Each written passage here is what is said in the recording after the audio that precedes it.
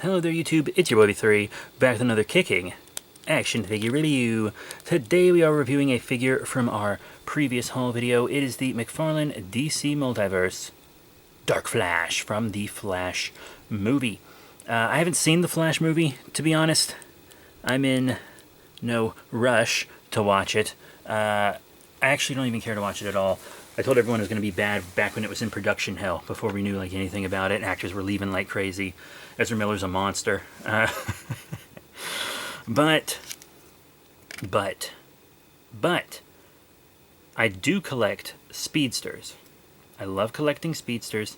I want a bunch of Flashes in my collection. And I got this Dark Flash on a lightning sale on Amazon for $5 in package. Amazing deal. It was only like that for a few minutes and then it went back. But I'm very lucky to have gotten that. And this guy was, as I said in my last action figure haul, which was 4 figures.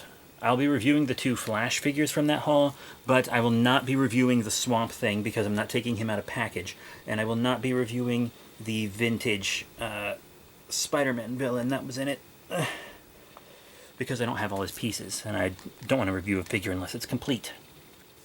So, Dark Flash has some accessories. He comes with the normal DC stand that all these McFarlane figures come with. That's pretty good, especially for a character that's a speedster, because you can have them on one foot running on the stand. That's good.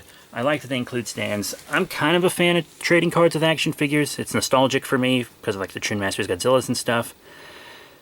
But part of me is starting to get a little sick of these. This art isn't crazy good for it. And there's no spoiler on the back. I did read the back. If that focuses, you can read it. I thought it would tell me who it is, but I'm like, I don't care enough to Google it, but if it's on the card, sure. Don't tell me, because I'm still going to watch the movie eventually, but I assume the movie's bad since no one's talking about spoilers. My guess is that he's a third Barry Allen, but this art kind of almost makes him look like a Batman. Like, when you first look at him, I was thinking, oh, he's kind of New 52 Reverse Flash looking. Remember that Reverse Flash that had all the metal and he would, like, throw the metal spikes and stuff? He's kind of got that look to him.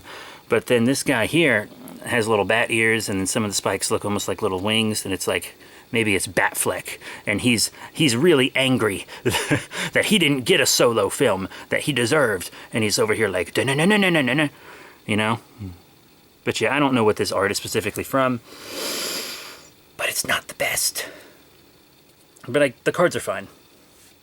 But I could live without them. But at the same time, I do kind of like them. Sorry.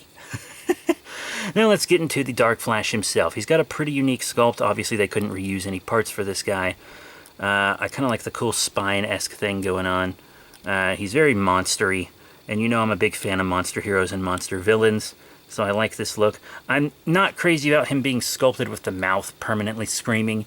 I don't like when figures are like that. When they revealed their, like, Elseworlds Green Lantern Batman recently, I was like, oh god, they have him screaming, and no interchangeable head, and $5 more than he should be.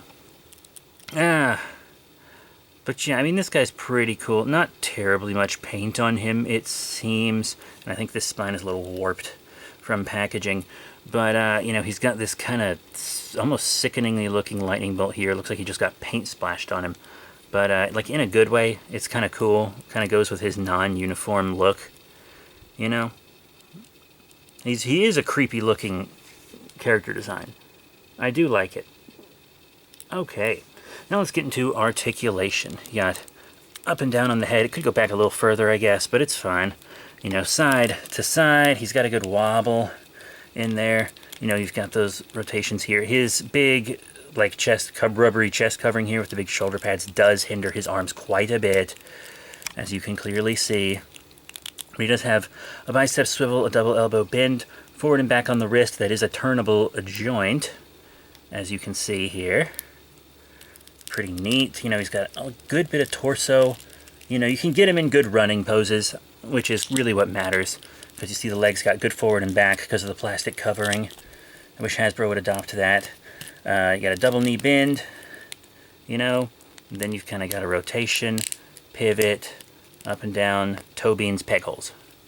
All right. Now let's get into what you're all here for. Size comparisons. First up, here is Dark Flash with some other McFarlane DC Multiverse figures. Here on the left, we have Supergirl from the Flash movie, and on the right, we have the Justice League Endless Winter Black Adam. Both of which I have reviewed if you want to check out the videos, and I think he scales pretty well with them, and I think he looks good with them detail-wise as well, even though the Black Adam is a comic book figure. Here he is with some Mattel figures. Mattel doesn't really do this DC stuff anymore, but still, I like to show them off for people that have a bunch of them, like myself. On the left, we have the DC Universe Classics tier. He's kind of a Superboy Legion of Superheroes villain. And then on the right, we have the DC Comics Multiverse Cyborg from the Justice League movie, both of which I do believe have reviews up on my channel. And I'll probably be selling that Cyborg soon. I'm selling a lot of my Mattels off, so that Cyborg I think is probably gonna go on eBay. If you want to check out my eBay page, I got lots of action figures listed there. But yeah, he's a little too big for them. Next up, how about some Mattel Movie Masters figures? These are specifically from the Man of Steel Movie Masters line, and they're a little shorter, even than the other ones, it seems. Superman here on the left, General Zod on the right. General Zod is in the Flash movie, so I hear. I don't know if he's in that suit, but I know he's in his armored look. Anyway, yeah, he's too big for these guys, even though they are in the same kind of movie universe, cinematic universe, allegedly. Who knows anymore? And for our last two size comparisons of the video, here he is with the McFarlane re-release of the DC Collectibles, DC Direct, DC Essentials, Deceased Unkillables, Zombie Red Hood, here on the left.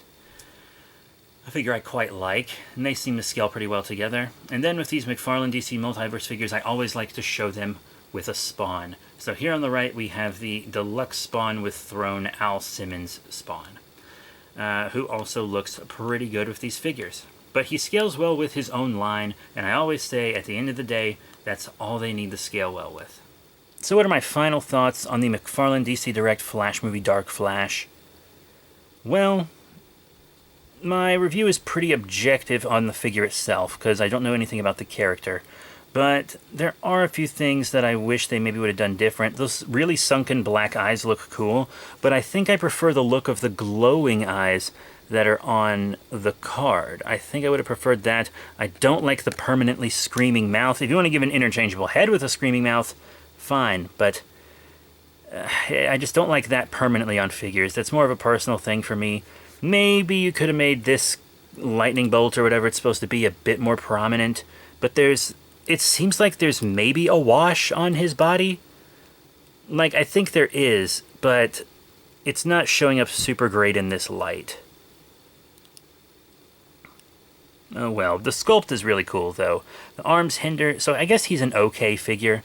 $5 is a steal, but to be honest, I wouldn't pay more than like $15 for him unless you just really like the character. This is maybe one of the ones that you would get out of package. So he doesn't have any accessories to lose, so maybe get a loose one on eBay if you're interested in him. That'll be cheaper. But, yeah. I probably would never have paid full price for this guy without seeing the character. But $5? Hell yeah. If you see him for $5, sure, go ahead and get him. That's such a good deal. But yeah, that's it. Thank you all very much for your support. Remember to rate, comment, and subscribe. Check out all the cool links in the description below, Facebook, Twitter, etc. And I'll be seeing you all, you guessed it, next time. Bye for now.